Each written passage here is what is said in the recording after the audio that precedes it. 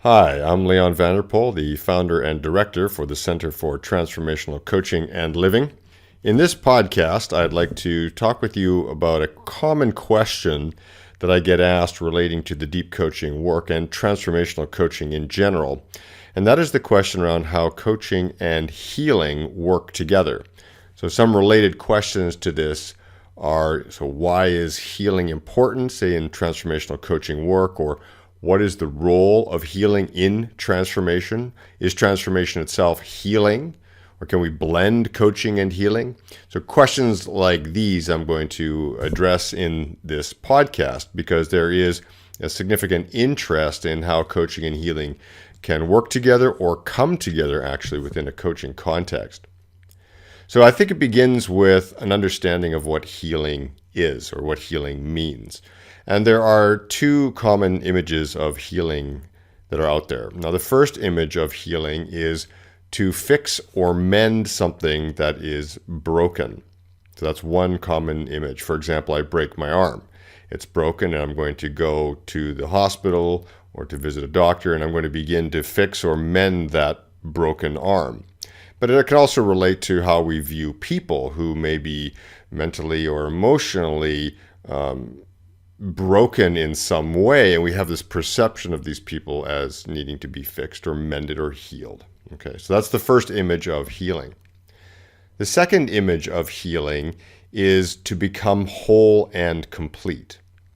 So in this image, we perceive ourselves or others as a fragmented or disconnected, and then through healing, we begin to perceive and experience ourselves as increasingly whole and complete.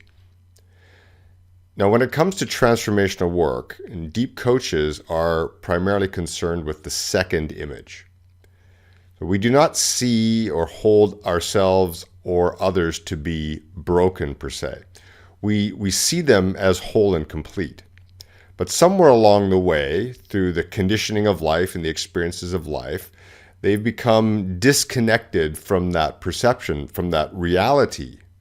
They begin to, or have, lost touch with the essence of their being. And their minds have become clouded with all kinds of limiting beliefs and labels and attachments of all sorts. So what happens then in transformational work and transformational coaching context, people are beginning to learn more about the nature of their essential reality, which is always whole and complete. So we're looking actually at as transformation as itself a healing journey. So from perceiving ourselves as disconnected or fragmented or lost to beginning to see and even experience and embody the deeper reality of our nature, which is ourselves as whole and complete. So therefore, transformation itself, the journey of transformation, the process of transformation is a healing journey. They're synonymous. So to heal then means to know and experience ourselves as we are, as essentially whole and complete. And this is what transformation as a journey, as an inner process of self-revolution is also designed to help us do, to peel away all that is not who we are, so that we begin to recognize our essential reality. So deep coaching, therefore, as a form of transformational coaching, is positioned as a healing modality. We're coming to know ourselves more and more, who we are at the core of our being. The great deep coaching question is, who am I? So what happens is that when we begin to explore these deeper realms of self-knowing, what stands in the way of that knowing begins to arise into awareness. And there can be quite a bit there. And it's when we attend to all that stands in the way, when we begin to let go of what we could call our personal gravity, all that holds us back, those old conditioned patterns of thought, emotion, attitude, and perception. When we begin to let go of that, we then can begin to let come these new ways of being, new ways of thinking, perceiving, and feeling in the world. So it really requires a stripping away of all that is not true or real, including the many masks and false or limiting images and beliefs about who we are, and the way that life is that we have really allowed to make a home in our minds. And so when people are transforming, they're moving through a lot of this old stuff, this personal gravity. It rises naturally in transformational work for attention, for healing. And some of it is painful stuff. It really is. We carry our past with us. And that painful stuff is often, for the vast majority of humanity, kind of stuffed away. In psychological work, they call it the shadow side. So you can think of it like carrying a big bag of rocks through life.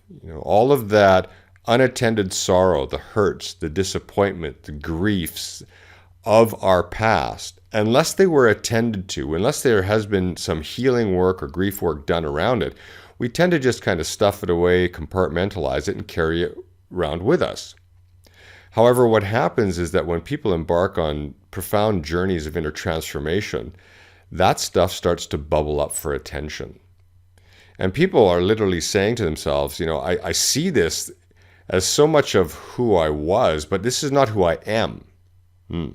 But I'm carrying this. It's no longer who I am, however, and I no longer want to live through or express these old patterns, these old aspects of myself, often very deeply rooted in our ego-based self-identity or self-concept.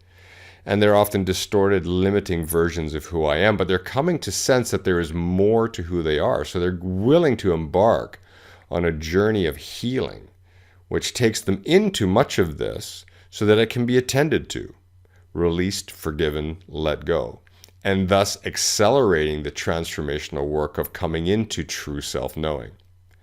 So it can be painful to be vulnerable enough to look at this stuff, because these are not aspects of ourselves that we really want to attend to.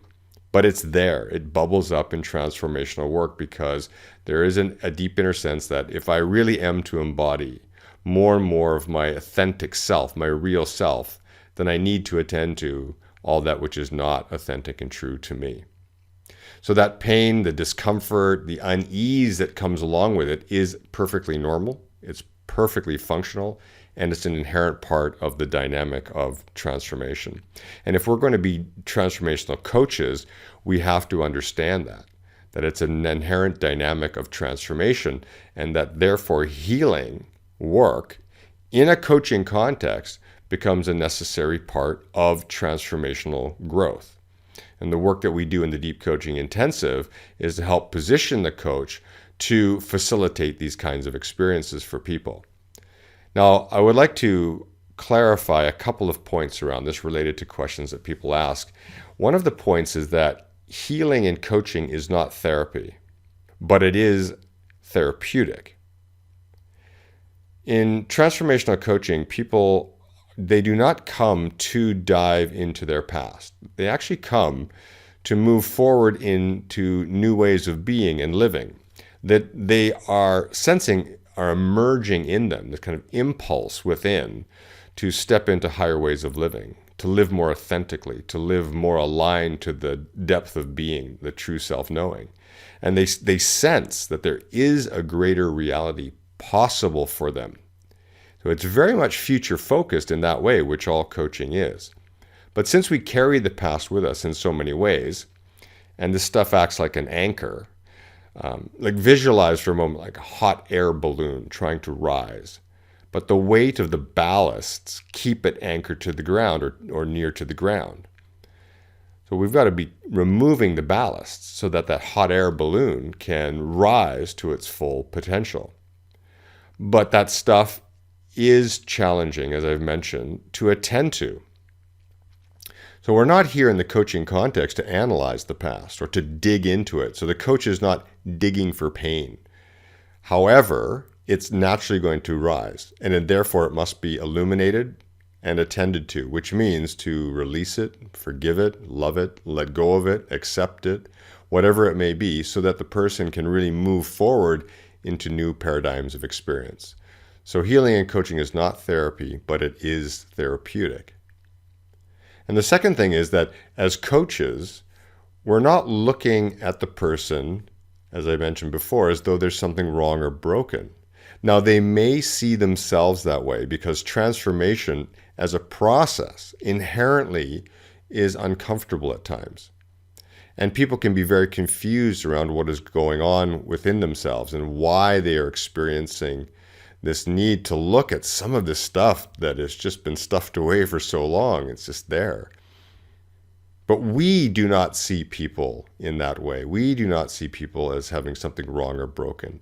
The coach's role is to see them in their wholeness, and then to provide a space in which they feel safe enough with you to go within, to connect with whatever is arising, and to bring that light of awareness and higher consciousness to those painful or limiting aspects of themselves that they are ready to let go of. Okay? So it's how we perceive that matters greatly in the coaching context. So we hold the wholeness of that person in mind, even as they may be experiencing themselves as other than that. And then the final point I'd like to mention is that the coach is not the healer. So there is sometimes a perception in the questions people ask me about this is like, do I need to be a healer? Am I doing the healing work? And I do want to clarify that. The coach is not the healer. The deep coach is not the healer. We're not doing the healing work. And we don't need to view ourselves that way. What the deep coach is doing is creating a powerful space, a healing space, effectively, a transformative space, in which a person can give themselves permission to heal themselves, to do the inner work of healing. And I write in my book, A Shift in Being, that a healer is not someone you go to for healing. A healer is someone who triggers within you your own ability to heal yourself. So therefore, that's the view of the deep coach. A deep coach is someone who triggers within their clients their own ability to heal themselves. Okay? So I have a question for you, the listener, just here as we come to the end of this podcast, is, when you look at yourself, because the work begins with us, where do you see a need within yourself for healing and transformation? And what old patterns of limiting thought, emotion, or behavior are no longer serving you and that stand in the way of you moving into new paradigms of self-knowing and expression? Now, what you see as you answer this question is likely only a fraction of what's there, but it is where you begin. And it's the same when we work with others. And where do you see a healing need in the world around you, say in your families, in your communities, or in your organizations? Because there is also a great need out there. There's a great need for transformative growth out there. Now, a deep coach then becomes this powerful presence for transformation. And that's one of the primary aspects of deep coaching that the students take on. As they become this transformational healing presence for others and in their communities, they become, by a natural extension of their being, kind of a healing space. They become that for others. And then that's how the deep coach supports transformative growth at a very essential level of being. So we're healing those old, no longer serving patterns of thought, perception, and emotion. And that's necessary for both individuals and communities and societies, so that once that healing work is done, once that transformative work is done, they can grow into new paradigms of experience and new ways of being that reflect what is more essential and true and real for them at the core of their being. So thank you for listening. If you'd like to learn more about deep coaching, please do visit our website, www.centerfortransformationalcoaching.com, and have a great day ahead. Bye-bye.